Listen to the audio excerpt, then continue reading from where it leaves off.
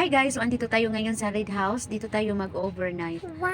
So, tingnan niyo guys, napakaganda ng structure.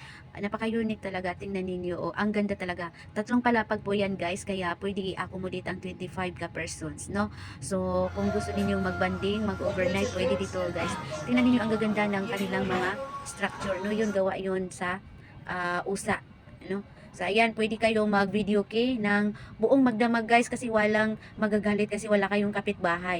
Walang may isturbo kaya pwedeng-pwede magdamag kayong magtagay, magkantahan, maligo kasi meron din silang swimming pool. So, ayan guys, tingnan niyo ang ganda talaga. So, at saka mura din, no? Affordable talaga. Kaya gusto kong bumalik dyan guys someday. So, ayan guys, pwede kayong magdala ng mga makakain, saka yung mga isda na hindi pa luto. Kasi meron silang refrigerator, meron stove, at saka pwede kayong mag-ihaw-ihaw doon sa labas. Kasi meron silang mga gamit guys. Napakalinis